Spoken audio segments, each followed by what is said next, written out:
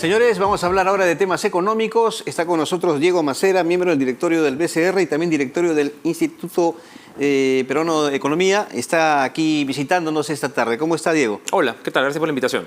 Bueno, hemos tenido algunos datos hoy día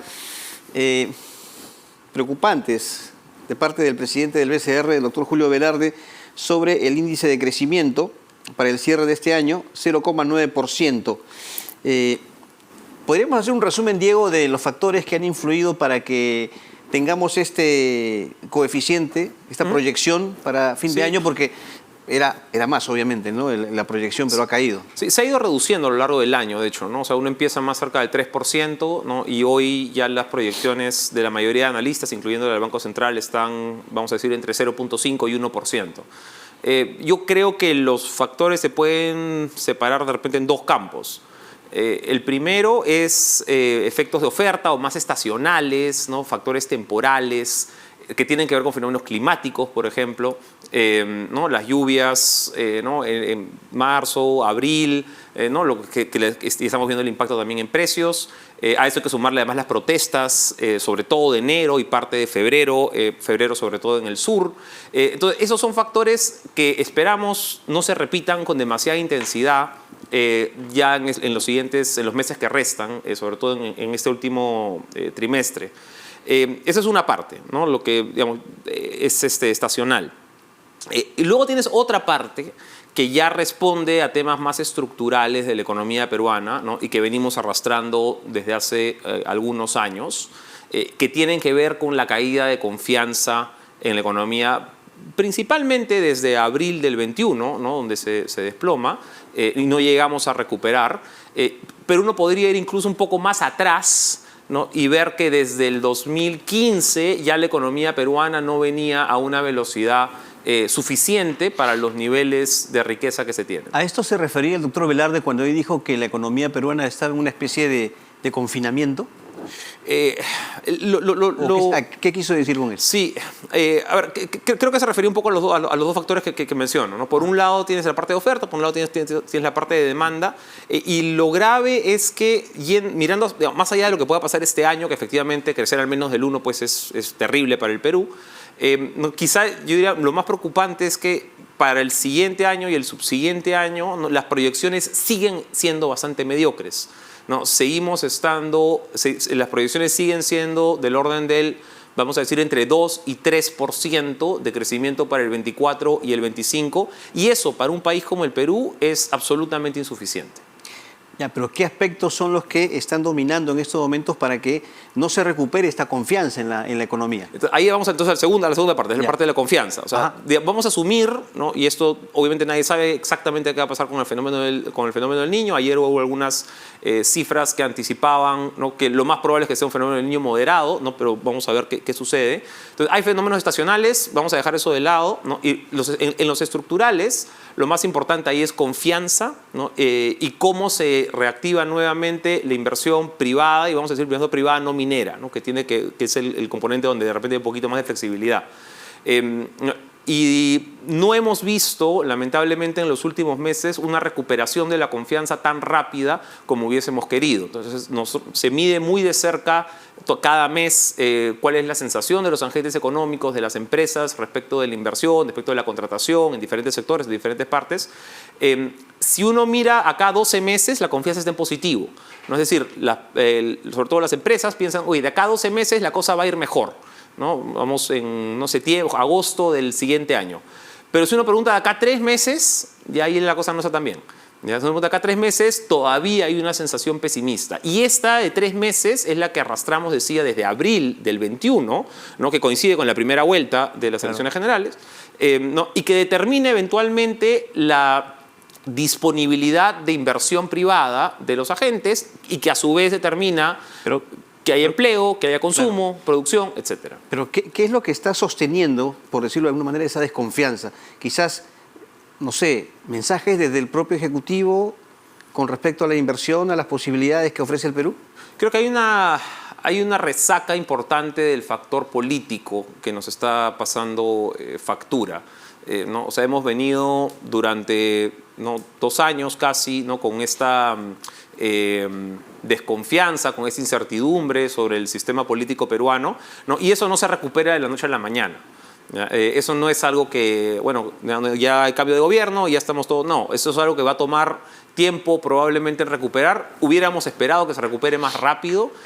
No, lamentablemente ya las cifras están dejando clarísimo que esto es algo que nos va a costar bastante esfuerzo volver a dar un panorama de estabilidad de mediano plazo, que es lo que las empresas pequeñas y grandes y las familias necesitan para volver a invertir. Un tema que comentábamos con el expresidente del Consejo de Ministros, Pedro Cateriano, es la caída de la minería, perdón, ¿cierto? Que es una actividad que siempre le ha dado grandes réditos al país, y esto obviamente es muy preocupante, ¿no? Sí, a ver, ahí la minería es de las pocas que va a crecer fuerte este año. O sea, la mayoría de sectores o están cerca del cero o están en negativo, ¿no? Agro, manufactura, construcción, en negativo. Sí se espera, ¿no? Y la minería ya está en terreno positivo fuerte, principalmente por dos cosas, ¿no? Uno, la normalización de las actividades de algunas minas que se vieron interrumpidas el año pasado, ¿no? Las de Southern, las Bambas, que normalizan actividades. Y segundo, y más importante, es la entrada de Quellaveco, ¿no? en producción, ¿no? Esta mina muy grande en Moquegua. Entonces, con esos dos factores tienes una minería que debería crecer fuerte este año, ¿no? De repente cerca del 8%. Lo que sí está cayendo, lo que sí ha caído fuerte este año es la inversión minera. Claro. Entonces, la producción minera está en positivo por esto que mencionaba, pero inversión sí se espera que caiga fuerte este año, más cerca del 16%, 15%, principalmente porque ya no está el efecto Quellaveco, ¿no? Que entre una cosa y otra ponía $1.000 millones al año en inversión en promedio. Entonces ya no tienes algo que tape que compense ese espacio que antes tenía Quellaveco. Y eso es lo lamentable, ¿no? Porque si uno retrocede, vamos a ponernos hace 10 años, en el anterior superciclo de commodities, ¿no? Cuando también tenías un precio del cobre muy bueno, por encima de los $4 la libra, en ese momento el Perú aprovechó para sacar adelante varios proyectos mineros, ¿no? Empezar a ponerlos en marcha, en construcción. Tienes ahí Las Bambas, tienes ahí Constancia, tienes ahí la ampliación de Cerro Verde, Chinalco, tienes varios proyectos que empiezan a moverse en ese contexto de buenos precios. Ahora hemos regresado, ¿no? Pasa el bache, regresa, ¿no? Ahora volvemos a tener un buen ciclo de precios, ¿no? Volvemos a tener precio del cobre 4 por encima del 4 y estamos más cerca de 3.7, 3.8, pero sigue siendo muy bueno. Y no hay mayores proyectos nuevos que mostrar. ¿Ya? O sea, tenemos Quellaveco, que ya venía desde hace algunos años, y bueno, San Gabriel de repente este año, que es más chico, y de ahí en adelante no hay mucho. Entonces, en realidad estamos desperdiciando y hemos desperdiciado otro superciclo de commodities para poner en marcha proyectos que hay, y los proyectos están ahí, y que nos podrían haber aportado divisas, trabajo, consumo, en general movimiento económico durante los siguientes 10 años. ¿Y cuál debe ser el cambio de estrategia del gobierno para recuperar ese terreno perdido? A ver, creo que el gobierno ahí es importante, más allá de la parte de ejecución, es fijarse algunas metas claras de en qué proyectos, en qué actividades me voy a dedicar pues los siguientes, no sé, 2 años, 3 años, lo que tenga el gobierno por delante. No, voy a dedicarlo vamos a destrabar, no tiene que ser solo minería, ¿no? Irrigación, por decir cualquier cosa. ¿No? Entonces tienes ahí Chavimochic, tienes ahí Majes en Arequipa, que también podrían generar decenas de miles de puestos de trabajo, ¿ya? Y que están parados desde hace 5, 6, 7 años por temas en realidad que deberían poderse resolver de forma no demasiado complicada. Entonces, digamos, el gobierno puede decir, estos de acá me los voy a comprar. Me voy a comprar los proyectos de irrigación, me voy a comprar que salgan 2 o 3 proyectos mineros y me voy a comprar, pues, vamos a cerrar, cerrar la brecha de agua y saneamiento para la mayoría de regiones, zonas urbanas. No vas a resolver el país, no vas a resolver los problemas del país en 3 años, eso está clarísimo. ¿Ya? Pero creo que sí se necesita una visión clara de cuáles van a ser las prioridades en los siguientes 3 años. ¿No? Y eso, si se le pregunta a cualquier ciudadano, oye, ¿cuáles son las prioridades ahorita del gobierno? Creo que una visión en blanco sería el de la gran mayoría, ¿no? Un tema que interesa, Diego, mucho a la gente, ¿no? A la gente de a pie, como se dice, es el precio de los alimentos, ¿cierto? Los productos de primera necesidad. todo ha subido. Eso es lo que uno escucha siempre, ¿no?, a la gente que sale o va a los mercados. Todo ha subido. El precio del limón ya está próximo, diríamos, a regularizarse. Escuchábamos al doctor Velarde hablar de que en este mes alcanzaría su pico el precio, ¿cierto? Y después ya, no sé, a partir de octubre tendríamos ya un descenso en el precio. Sí. ¿Es bueno pensar así o en estas cosas, es esperanzador eso? En estas cosas hay que andar con mucho cuidado porque los economistas somos bastante malos proyectando. Pero lo más probable es que tengas, efectivamente, que ya hayas llegado al pico, ojalá durante septiembre, ¿no?, alrededor de en promedio 15 soles el kilo. Luego podrías ver algún descenso leve, para hacer para las expectativas, leve en octubre, y de ahí algo más pronunciado hacia noviembre, diciembre. Y acá, importante, esto sigue muy de cerca, parece seguir muy de cerca, para ser cuidadoso, parece seguir muy de cerca el patrón que tuvo también en el fenómeno del Niño del 2017, ¿no?, donde el limón también se fue a precios cercanos a lo que tenemos hoy día, 14 soles el kilo, más o menos, dependiendo de la región en la que mires, y de ahí desciende hacia noviembre, diciembre y regresa a niveles normales a fin de año. Entonces, esto es algo que ya hemos visto, ¿no? Estamos suponiendo, lo más probable es que siga el mismo patrón cuando tuvimos fenómeno del Niño también hace unos 6 años. ¿No? Y si ese es el caso, esperaríamos un regreso a la normalidad a fin de año, un poquito de nuevo octubre y luego más pronunciado. Y esa es una tendencia que también veríamos en otros productos que han subido considerablemente su precio. Sí, ahí hay mucho efecto, y lo ves también en la actividad de producción que comentábamos, de lluvias en el norte, ¿no?, que han traído, en el caso del limón, ¿no?, defloramiento, han traído plaga, ¿no?, que han malogrado cosecha, y luego tiene sequías en la parte más del sur. Entonces, entre esos dos factores, más algunos internacionales, ¿no?, donde ya el precio viene reduciéndose, pero todavía no tanto como quisiéramos, de varios alimentos, hay una situación en la que la inflación que hemos vivido durante el último año viene principalmente por ese lado, por el lado de incremento de precio en alimentos. Y en un país como el Perú, eso es más grave, porque en un país como el Perú, donde los niveles de ingresos son menores, tienes un mayor porcentaje de familias que dedican una buena parte de su presupuesto a consumir alimentos, ¿ya? Entonces, claro, cuando sube de precio lo que más consumes, lo que más usas, tu impacto de la inflación es bastante mayor. Claro. Diego, otro tema y que tiene que ver siempre con la influencia que hay de la situación política en la economía, ¿cierto? La política, en estos momentos está un tanto agitada. Este problema de la Junta Nacional de Justicia, la relación entre Ejecutivo y Legislativo, pero este tema básicamente político que hay en estos momentos es lo suficientemente fuerte en comparación con otras coyunturas que hemos vivido como para tener una afectación fuerte a nivel económico, para que los agentes económicos se muevan. Yo no lo veo por ahora con el nivel de intensidad que ha tenido otros movimientos políticos de los últimos años, como para que haga una diferencia sustancial. ¿No? Lo que sí es verdad es que las fricciones ejecutivo, legislativo, entre poderes del Estado son temas normales de cualquier democracia, ¿no? Pero hay fricciones y fricciones. Sí, estoy de acuerdo.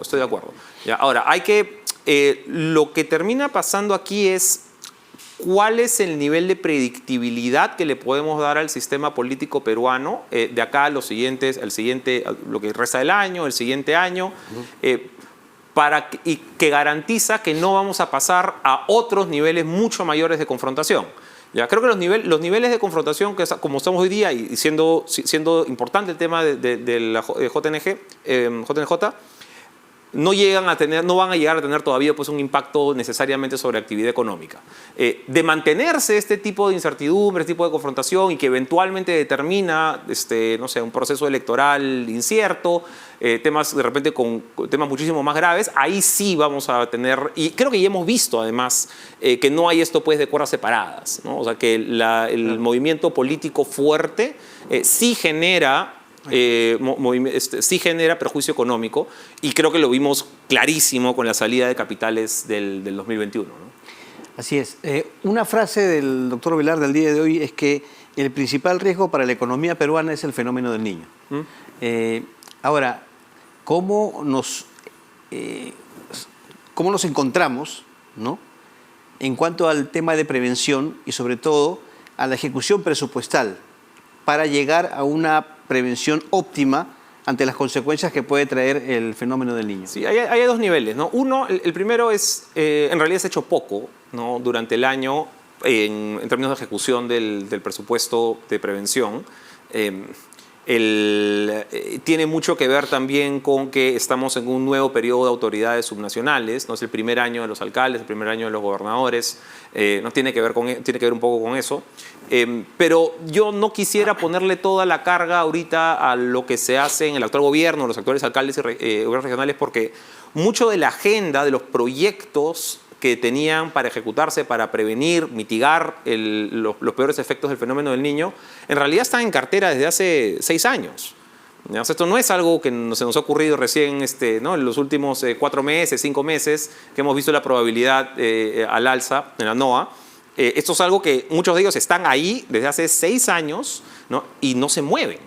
¿Ya? Entonces, yo creo que ahí está más el foco en cómo puede ser posible que, siendo un fenómeno recurrente, que sabemos que va a regresar, no es algo, pues, no es como un gran terremoto, ¿no? Es algo que recurrentemente sabemos que está ahí cada 6, 7 años y no somos capaces de tener un sistema de inversión pública suficientemente ágil como para cerrar esas brechas. Entonces, yo no pondría, hay parte de responsabilidad, lógicamente, de las actuales autoridades, pero esto viene de más atrás. Para terminar, Diego, ¿qué mensaje le daría a las personas que nos ven en cuanto al futuro de la economía a corto plazo? Porque obviamente eso les interesa mucho. Por supuesto. Precio de alimentos, poder adquisitivo. Empleo, ¿no? Porque empleo también. Sea, empleo es ¿Qué panorama se nos viene? A ver, este año las expectativas, como decíamos, no son buenas, han ido revisando a la baja. El próximo año esperamos, y acá nadie tiene una bola de cristal, pero esperamos sea mejor, ¿no? Esperamos estemos más cerca entre 2,5% y 3%.